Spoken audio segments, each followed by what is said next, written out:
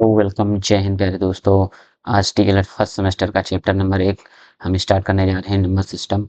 जिससे जिनको नहीं पता हम बता दें, इससे पहले हम मैथ का सिलेबस जितना है वो सारा कुछ बता चुके हैं और हम अब आपको डेली क्लासेस प्रोवाइड करवाएंगे।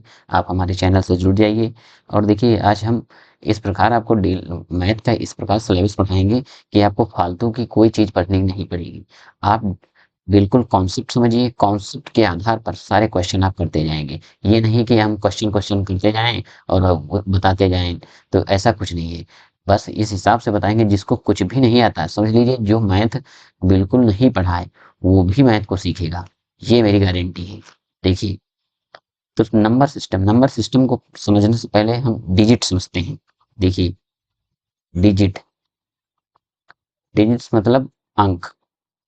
तो अंक कितने होते हैं? तो देखिए, अंक होते हैं 0, 1, 2, 3, 4, 5, 6, 7, 8, 9।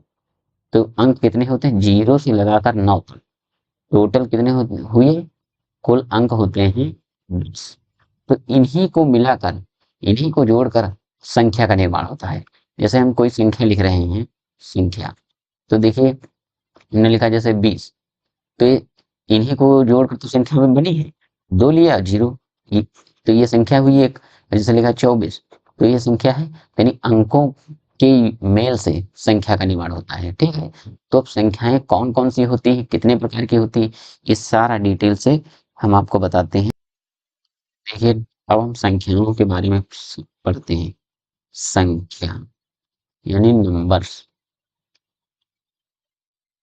नंबर्स कितने प्रकार के होते हैं? तो देखिए, पहली होती है रियल नंबर्स।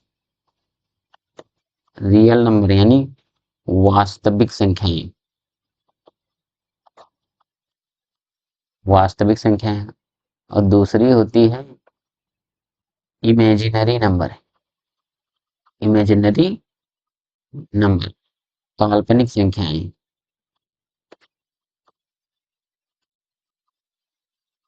काल्पनिक संख्याएं।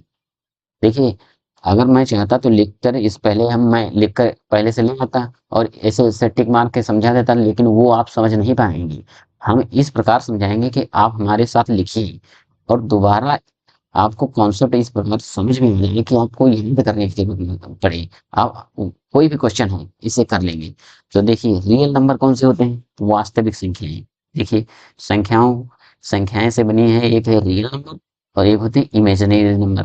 तो ये जो काल्पनिक संख्याएं हैं वो आपको नहीं पढ़नी है, ये आपके सिलेबस में या ये नहीं पढ़नी होती है। अब हमको रियल नंबर पढ़नी है। तो देखिए, रियल नंबर कौन से होते हैं?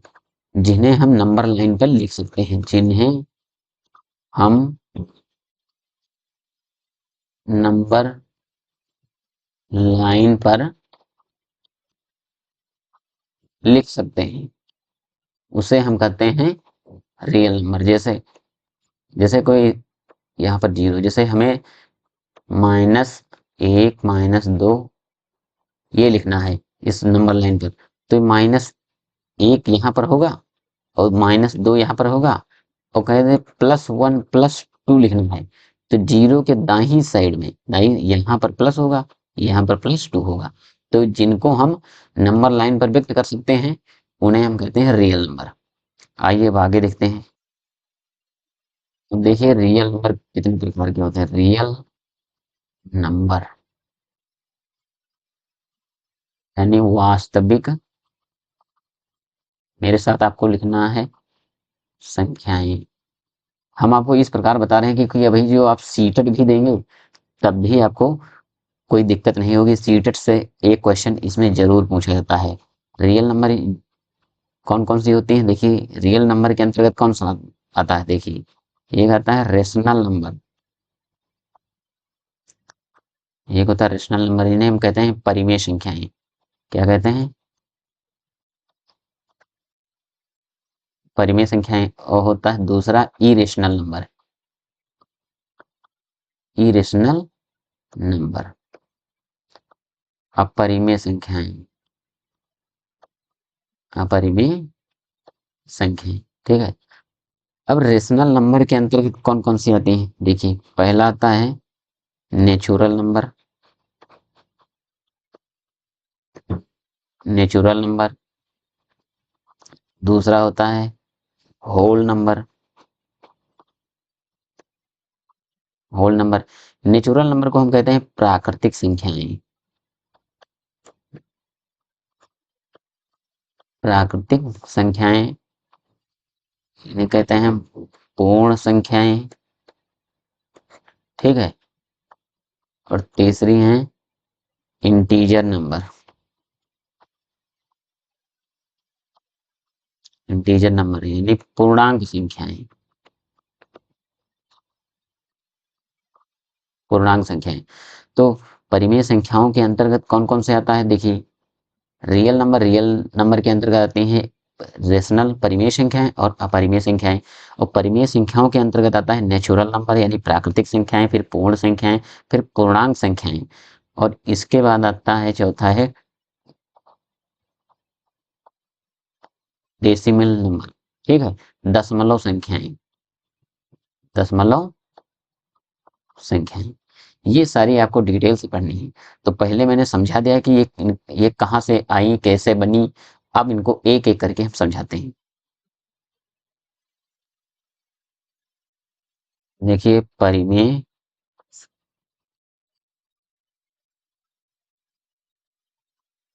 संख्याएं वे संख्याएं जिनको P अपान Q में लिख सकते हैं। ठीक है, पहली बार डिफिनेशन तो आती नहीं है, बस आपको समझना है। वे संख्याएं जिनको P अपान Q में लिख सकते हैं उन्हें हम परिमेय संख्याएं कहते हैं। और Q does not equal to zero, मतलब Q इसका क्या मतलब है, जो यहाँ पर लिखा है अगर कोई संख्या लिखी 2/3, ये तो परिमेय संख्या है। लेकिन अगर ऐसे लिखा है 2/0, तो ये नीचे जो क्यू की जगह पर हम जीरो नहीं लिख सकते। ठीक है, यहाँ जीरो नहीं होगा। तो जहां पर कोई भी नीचे बटे के नीचे जीरो नहीं होगा, ये हो गया अंश और ये हो गया हर। तो यानी कि हर के नीचे हर जो है जीरो नहीं होगा। इसी का मतलब लिखा है Q does not equal to zero, इसका मतलब है यानी क्यू की जगह पर हम जीरो नहीं लिख सकते। ठीक है, आइए आगे देखते हैं। तो अब परिमेय संख्याएं कौन कौन सी होती हैं, तो जैसे है एक, उदाहरण देखिए एक, ये क्या परिमेय संख्या है, तो जी हाँ ये परिमेय संख्या है। दो, ये परिमेय संख्या है, ये भी है। क्यों, कैसे है, वे संख्या जिनको देखो P अपान Q में लिख सकते हैं, जैसे अंश बटे हर में लिख सकते हैं। तो देखिए हम इसको अंश बटे हर में लिख सकते हैं, क्यों नहीं लिख सकते हैं, देखिए इसके बटे जिसके बटे में कुछ नहीं होता हम एक लिख सकते हैं, इसके भी बटे में कुछ नहीं है तो एक लिख सकते हैं। देखिए ऐसे ही बन गई P अपान Q के रूप में। ठीक है, और 2/3 ये परिमेय संख्या है। 4/5 जितनी भी भिन्न वाली संख्याएं होती हैं वो भी परिमेय संख्या है। और देखिए जो 22/7 ये भी परिमेय संख्या है। ठीक है, ये पाई की वैल्यू है 22/7, अगर पाई आ जाए तो अपरिमेय संख्या, लेकिन अगर 22/7 लिखा है क्वेश्चन में तो ये परिमेय संख्या होगी। ठीक है, अब अगली देखते हैं हम। अब देखिए दूसरी है अपरिमेय संख्याएं। अपरिमेय, अब अपरिमेय संख्याएं कौन सी होती हैं, तो देखिए अपरिमेय संख्या कौन कौन सी थी, जिन्हें हम P अपान Q में नहीं लिख सकते। नहीं लिख सकते। ठीक है, वे अपरिमेय संख्याएं होती हैं। कैसे, जिन्हें हम P अपान Q में नहीं लिख सकते वे अपरिमेय संख्याएं होती हैं। जैसे उदाहरण के तौर पर देखिए √2, √3, √5, ये क्या है, ये सारी अपरिमेय संख्याएं हैं। क्योंकि ये वे संख्याएं जो अंडर रूट से बाहर नहीं आती, जो अंडर रूट से बाहर नहीं आती वो अपरिमेय संख्याएं होती हैं, क्योंकि ये पूर्ण वर्ग संख्याएं नहीं है। अगर पूर्ण वर्ग संख्या होगी तो परिमेय होगी, अपरिमेय। देखिए √2 कैसी संख्या है, परिमेय संख्या है। लेकिन अगर कह दिया जाए क्या है √4 परिमेय संख्या है या अपरिमेय, तो ये परिमेय संख्या है। कैसे परिमेय संख्या है, देखिए ये नहीं आएगा, क्योंकि ये √4 का मान ये अंडर रूट से बाहर आ जाएगी तो ये 2 आ जाएगा। तो इसलिए √4 परिमेय संख्या है, लेकिन √5 और √3, √2 ये अपरिमेय संख्या है, क्योंकि ये अंडर रूट से बाहर नहीं आएंगी। ठीक है, और एक उदाहरण देखिए, अगर लिखा है पाई एक ऐसी संख्या है तो ये अपरिमेय संख्या है, लेकिन इसी का मान अगर कहा है 22/7 तो ये परिमेय संख्या है। ठीक है, तो आप परिमेय अपरिमेय आशा करता हूँ आपको अच्छे से समझ में आ गई होगी। क्योंकि पाई एन का कर देखते हैं, पहला है नेचुरल नंबर यानी प्राकृतिक संख्याएं। जिनको इंग्लिश से दिक्कत होगी, मैं दोनों भाषाओं को इस्तेमाल कर रहा हूँ। देखिए प्राकृतिक, अब प्राकृतिक संख्याएं कौन सी होती हैं?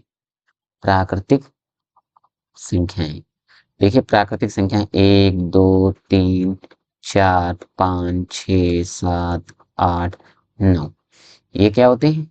और इनफाइनाइट तक, एक से लगाकर अनंत तक की संख्याओं को हम प्राकृतिक संख्या कहते हैं। जैसे वे संख्याएं जिनको हम गिनती में प्रयोग करते हैं यानी गणना करने के लिए प्रयोग करते हैं, उन्हें हम प्राकृतिक संख्या कहते हैं। जिनका हम इस्तेमाल गणना में करते हैं उन्हें हम प्राकृतिक संख्या कहते हैं। ये अनपढ़ व्यक्ति भी जानता है, क्योंकि उसको भी गिनती आती है, 1 से लेकर 100 तक आते हैं। तो ये जितनी है प्राकृतिक संख्या है। अब देखिए दूसरी क्या है? पूर्ण संख्याएं। पूर्ण संख्याएं कौन सी होती हैं?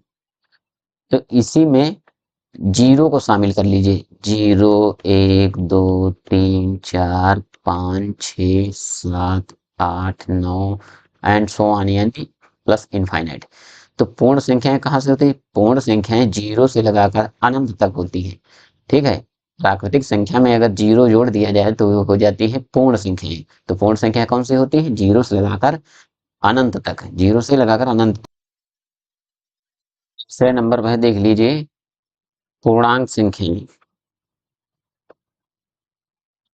पूर्णांक संख्याएं, तो पूर्णांक संख्याएं कहाँ से स्टार्ट होती है? पूर्णांक संख्याएं कौन सी होती हैं? आइए देखते हैं। पूर्णांक संख्या को हम थोड़ा इस साइड में समझ लेते हैं। देखिए यहाँ पर लिखिए इसे, अब देखिए समझिए।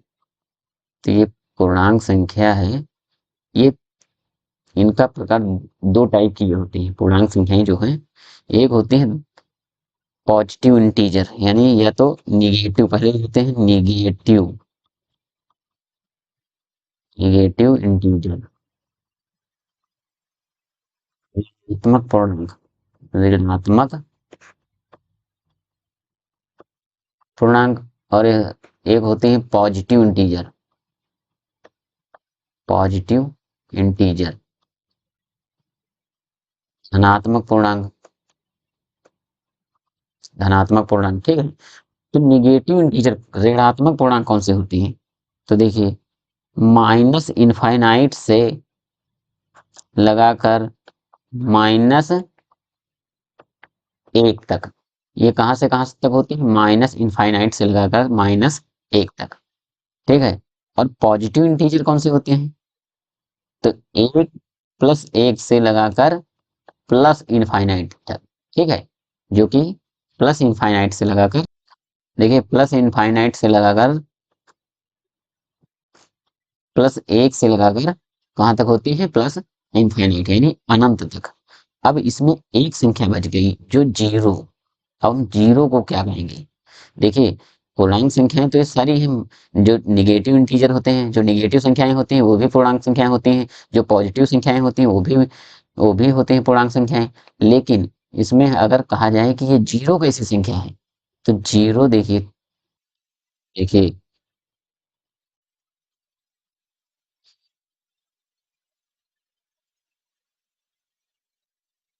शून्य जो है, शून्य ना तो ऋणात्मक है, ऋणात्मक ना तो धनात्मक। शून्य ना तो ऋणात्मक पूर्णांक है, ठीक है, ना तो ऋणात्मक पूर्णांक है ना ही धनात्मक पूर्णांक है। तो एक ऐसी संख्या है, यह उदासीन संख्या है, उदासीन संख्या है। ये क्वेश्चन आता है पेपर में, ये सीटेट में भी एक बार पूछा जा चुका है, ये सीटेट में क्वेश्चन आ चुका है। जब मैंने दिया था ये क्वेश्चन आया था। शून्य ना तो ऋणात्मक पूर्णांक है और ना तो धनात्मक पूर्णांक है। ठीक है, चौथे नंबर पर बची हैं देखिए डेसिमल। डेसिमल मतलब दशमलव, दशमलव संख्याएं। दशमलव वाली, तो ये हम अगले चैप्टर जो है दशमलव वाला पूरा चैप्टर है, तो उसमें इनको हम डिटेल से बताएंगे, तो इसमें इसमें इसको रहने देते हैं। अब देखिए नेचुरल नंबर्स, दोबारा हम नेचुरल नंबर लिख रहे हैं। देखिए नेचुरल नंबर यानी प्राकृतिक संख्याएं, प्राकृतिक संख्याएं, इनका दो पार्ट होता है, प्राकृतिक संख्याओं का दो पार्ट। देखिए एक होते हैं अभाज्य संख्याएं, अभाज्य संख्याएं जिन्हें हम कहते हैं प्राइम नंबर, प्राइम नंबर।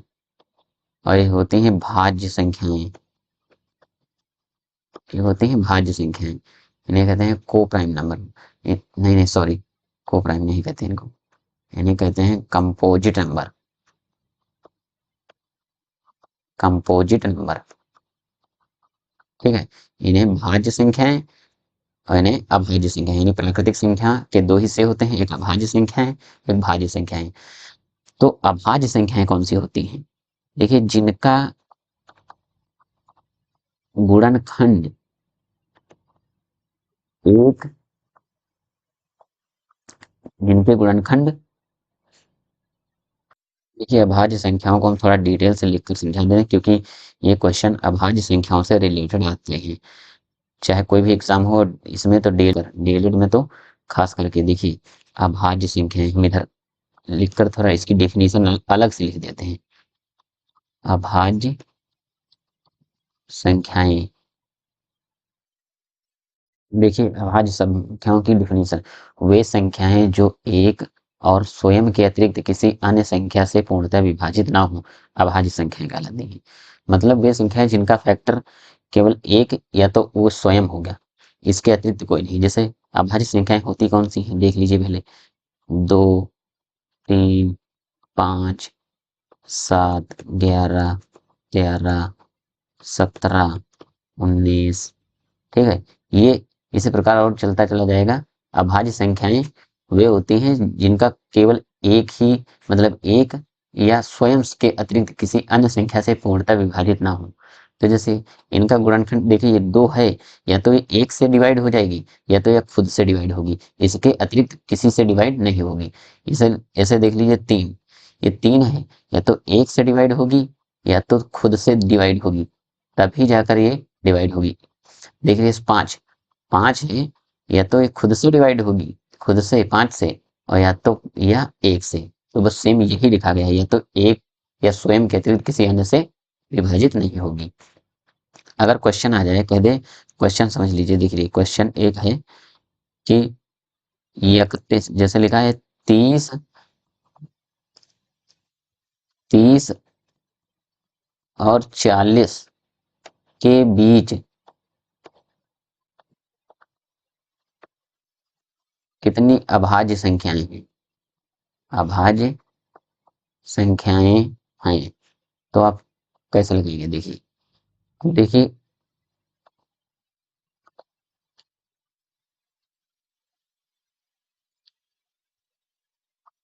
तो 30 और 40 के बीच अभाज्य संख्या है। देखिए तो ऐसी संख्याएं जो केवल या तो खुद से कटे, या तो एक से कटे। तो देखिए एक तो हो गई 31, ये अभाज्य संख्या है।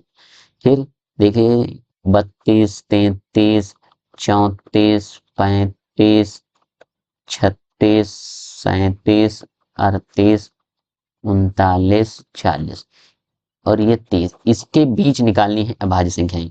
तो देखो ये एक तो ये 31 हो जाएगी, और ये 32 नहीं होगी, ना 33 होगी, ना 34, ना 35, ना 36, ना 37, ना 38, ये 37 होगी। एक क्या होगी? एक 37। तो और ना 39 होगी, ना 40 होगी। तो ये 31 और 37 ये अभाज्य संख्याएं तो होंगी। ठीक है, देखिए ये खुद से एक से कटेगी, या तो 37 31 से खुद कटेंगी। ठीक है, ये अपने आप से कटेंगी। तो ये सारी संख्याएं क्या है? अभाज्य संख्याएं। थोड़ा और हम बढ़ाकर लिख देते हैं। 19 के बाद कौन सी है होती है अभाज्य संख्या? देखिए 23, 23 के बाद है 24 नहीं होगी, 25 भी नहीं होगी, 26 नहीं होगी, 27 नहीं होगी, 28 नहीं होगी, 29। एक होगी 29, फिर 31, फिर एक होगी 37, 37। ठीक है 37, देखिए हमने 1 से 40 संख्याएं मतलब अभाज्य संख्याएं जो है 40 तक लिख दी, वो कितनी है? एक एक आप काउंट कर लीजिएगा। देखिए एक क्वेश्चन और पूछा जाता है अभाज्य संख्याओं से रिलेटेड। देखिए क्वेश्चन है कि सबसे छोटी सम अभाज्य संख्या। तो अगर ये क्वेश्चन आ रहा है, ये मोस्ट इंपॉर्टेंट क्वेश्चन है, देख लीजिए, ये मोस्ट इंपॉर्टेंट, ये आपके लिए तो है, ये डीलिट के लिए और सीटेड और अदर कॉम्पिटिटिव एग्जाम के लिए भी ये इंपॉर्टेंट है क्वेश्चन।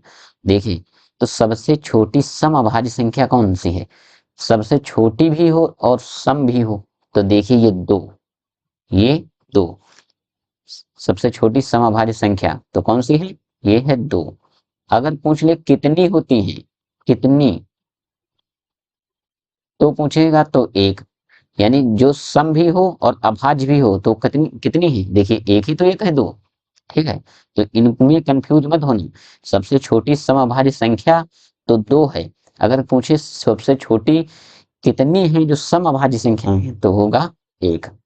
और सबसे छोटी विषम अभाज्य संख्या तो ये होगा तीन। जैसे मोर देन टू, जिनके, देखिए जिनके दो से अधिक गुणनखंड हों, अधिक गुणनखंड हों, ठीक है, जिनके दो से अधिक गुणनखंड हो, तो कौन कौन सी भाज्य संख्याएं होती हैं? देखिए 4 है, 6 है, 8 है, 9 है, 10 है, 12 है। इस प्रकार ये अभाज्य, ये भाज्य संख्याएं हैं। जैसे इन इसका क्या मतलब है? जिनके दो से अधिक गुणनखंड हो, तो ये समझ लीजिए, ये जो 4 है, ये 4 है, ये देखिए दो से भी कट जाता है, ठीक है, और एक से भी कटेगा, जो एक से भी कटेगा, ठीक है, दो से भी कटेगा और चार से भी कट जाएगा, ठीक है। उसी प्रकार देखिए 6, 6 है, एक से भी डिवाइड हो जाएगा, दो से भी डिवाइड होगा और तीन से भी डिवाइड होगा और 6 से तो होगा ही होगा, ठीक है। तो यही लिखा है जिनके दो से अधिक गुणनखंड हो, ठीक है, उन्हें हम भाज्य संख्याएं कहते हैं। होप आपको वीडियो अच्छा लगा होगा, और जो जिस प्रकार हमने समझाया आपको अगर अच्छा लगा, अगर किसी प्रकार की अगर दिक्कत हो तो आप कमेंट करके ज़रूर हमें बताइए। आपका सजेशन मेरे लिए बहुत ही जो है इंस्पिरेशन का काम करेगा। और मिलते हैं नेक्स्ट वीडियो में। जय हिंद।